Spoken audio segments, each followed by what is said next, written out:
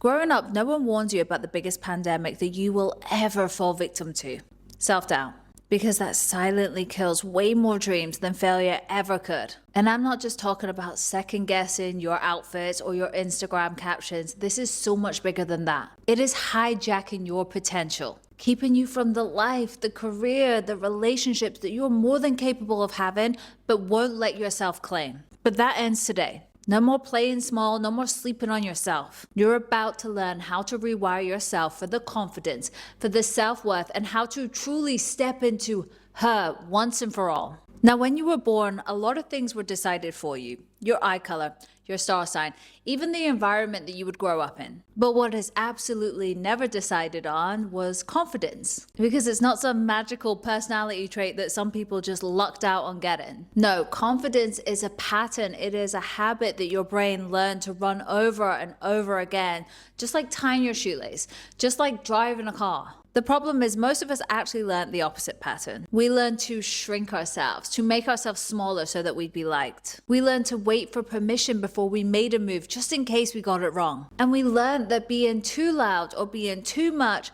wasn't safe because it triggered shame, rejection, and judgment. And really, when you look into it, it makes absolute sense because your brain's number one job isn't to keep you happy, it's to keep you safe.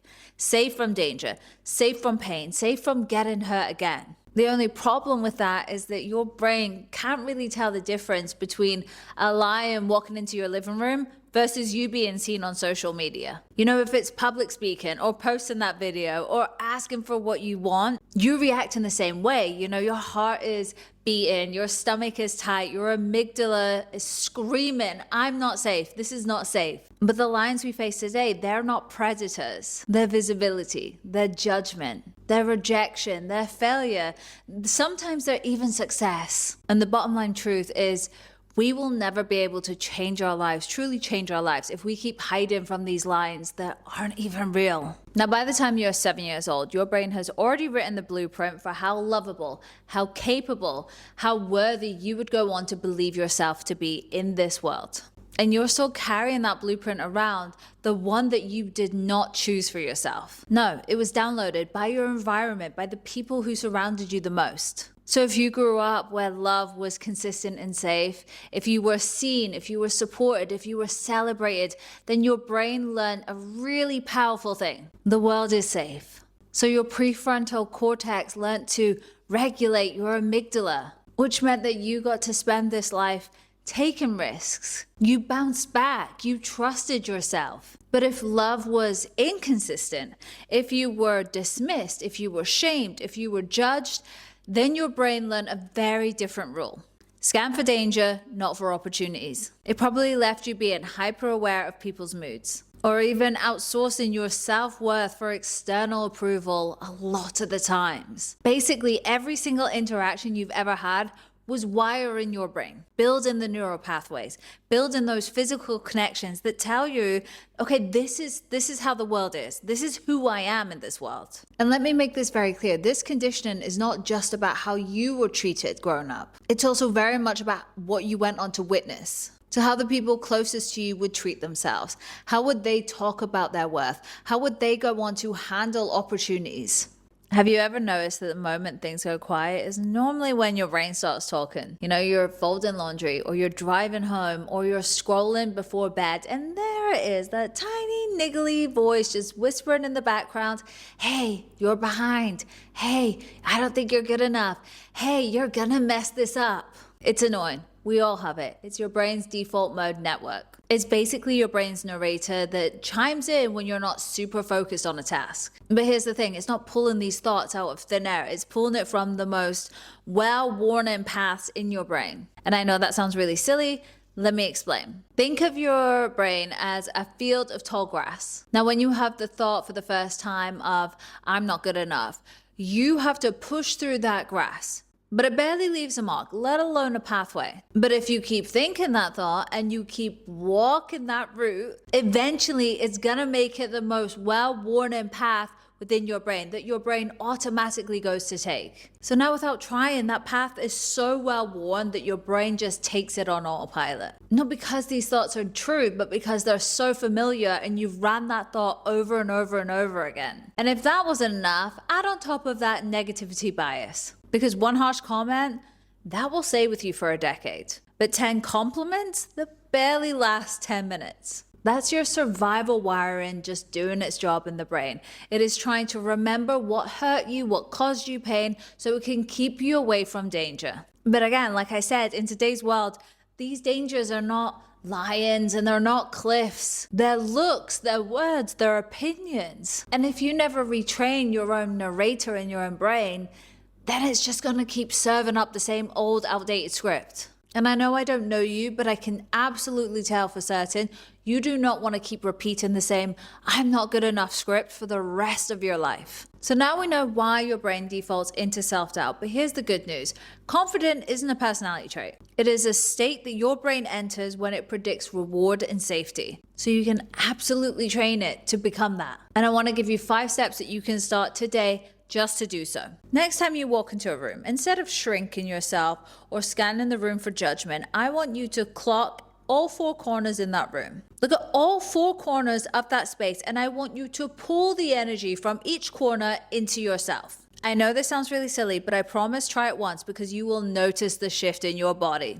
I want you to soak up the energy of that room so much that your body only believes one goddamn thing, and that is that I belong here. Next thing, stop waiting for confidence to show up before you act, because confidence is the result of action. And I'm not asking you to do something massive and brave today. I'm asking you to start small. Speak up in the meeting once. Film a video of yourself that you never post, because each of these tiny little acts goes on to teach the brain, hey, see, look, I didn't die. I can do this. I can be fine. And over time, the trails in your brain go on to change. Therefore, we're making room for self-belief, for self-worth to be the most default state, the most default worn-in track within your brain to take. Next thing, most of us actually rehearse failure without conscious effort way more than we think we do. So I'm going to ask you to flip it. I want you to mentally rehearse everything going well for you, because neuroscience has actually shown us that your brain lights up in almost the exact same way it would as if it was the real event. So you're allowing yourself to build up the confidence before it even happens. And if it's good enough for the athletes, it's good enough for us. Now, self-doubt grows in the dark, whereas confidence actually grows in visibility. So I want you to share your wins. I want you to tell a friend. I want you to post that accomplishment on your social media, because this is going to go on and teach your brain that being seen equals reward. We're changing the script now. Now we're saying, hey, visibility it's safe, and not only safe, it actually feels good. Now, becoming her isn't that complicated. It's literally just about creating neural identity evidence. Basically, your brain predicts who you are based upon what you do. So as always, stop waiting to feel like her and ask yourself, what would I be doing if I was her right now? Then act in microdoses. She speaks clearly? Okay, then you speak up once. She carries ease, then you reset your posture. And over time, if you keep doing that, the evidence stacks. Therefore, you're no longer faking it, or you're not faking it at all.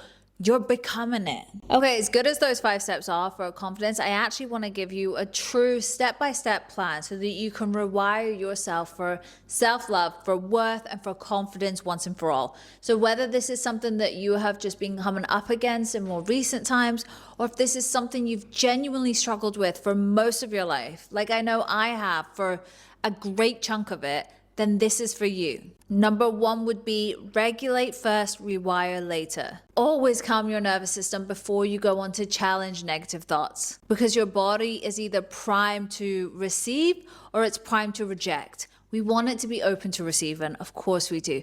So deep belly breaths, EFT tapping, grounding, journaling, just get it in. Make it a priority in your day-to-day life to do so, to regulate your nervous system, because it's dictating so much more than you realize on what you go on to manifest. Then I would say interrupt the default mode. When a self-critical thought shows up, don't fight it. Please instead label it. Say, I'm telling myself this story again that I'm not enough. Because that one line is going to activate your prefrontal cortex and gives you the control instead of running the same old outdated script. Then I would make sure I was stacking dopamine wins. So I would begin each day with setting myself at least 2 believable, manageable tasks for the day. You know, making my bed or sending my friend that really nice, kind message that I thought of last night. Then my day starts with this dopamine loop starting fast, and then confidence builds through that. Another thing that I would do is build a proof bank. So log every compliment, every win,